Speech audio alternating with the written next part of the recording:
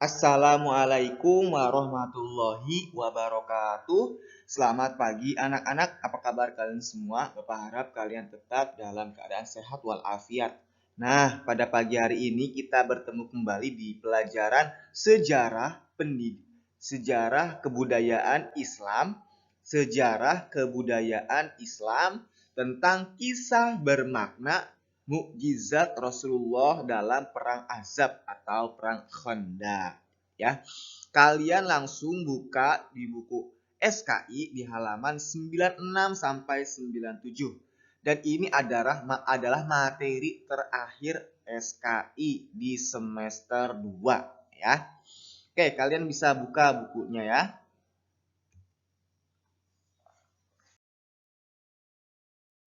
Oke, kalian buka di halaman 96 sampai 97.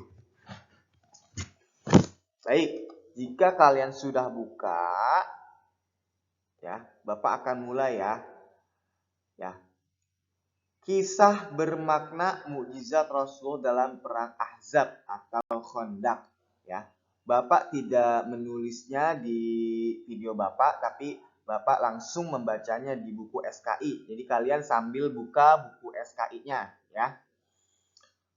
Ketika pasukan Quraisy dan sekutunya sedang mempersiapkan penyerangan terhadap kota Madinah, Rasulullah pun bermusyawarah untuk menahan pasukan Quraisy itu.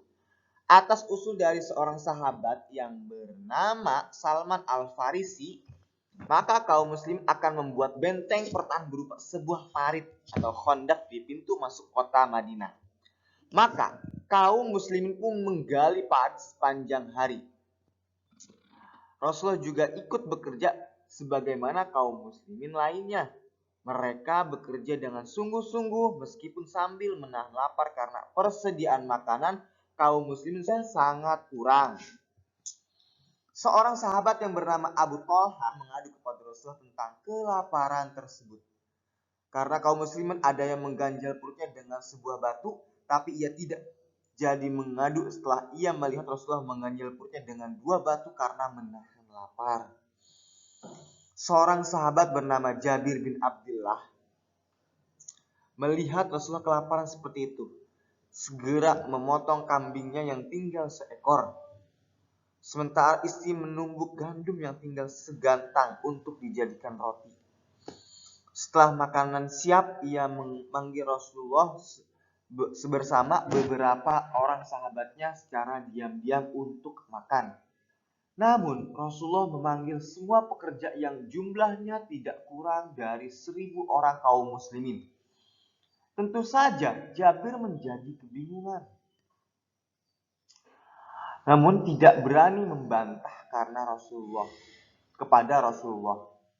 Tetapi dengan mukjizat Rasulullah, semua pekerja dapat makan dengan kenyang, sementara daging dan roti masih cukup banyak.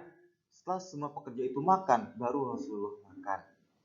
Saudara perempuan Nu'man bin Bashir datang ke Khandaq dengan membawa kurma sebanyak 2 kepal tangan untuk bekal ayah dan pamannya. Ketika melewati Rasulullah, kurma itu diminta oleh Rasulullah, lalu beliau menaburkannya di atas baju. Kemudian Rasulullah memanggil para pekerja yang jumlahnya 1.000 orang itu. Maka mereka pun makan kurma itu.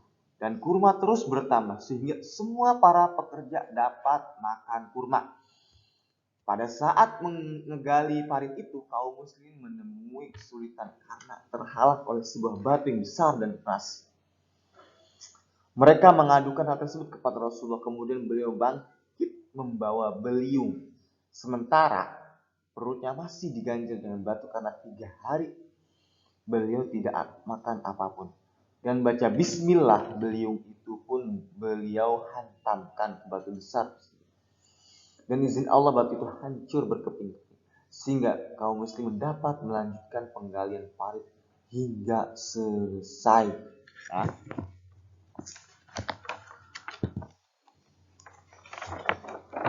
Nah, itu adalah cerita kisah Rasulullah dalam perang Ahzab. Di sini ada beberapa kejadian yang aneh atau yang luar biasa, di mana Ya, yang pertama, kejadian pertama itu Jabir bin Abdullah ya, memotong kambing untuk Rasulullah dan sahabat. Ya. Tapi anehnya kambing yang dipotong itu makanannya itu bisa memberikan makanan ke 1000 orang. Ya, itu anehnya. Yang kedua, ya, memberikan kurma. Ya, Nu'man bin Bashir memberikan kurma dari Rasulullah, Rasulullah membagikan ke semua pekerja. Sekitar 1000 orang. Nah, itu adalah mukjizat Rasulullah Shallallahu Alaihi Wasallam. Kalau kita lihat, kita merenung dengan pemikiran akal, maka tidak akan masuk.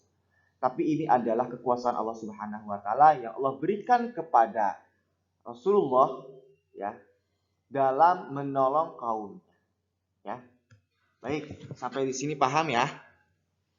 Mungkin jika ada yang bertanya silahkan tanyakan langsung ke saya ya.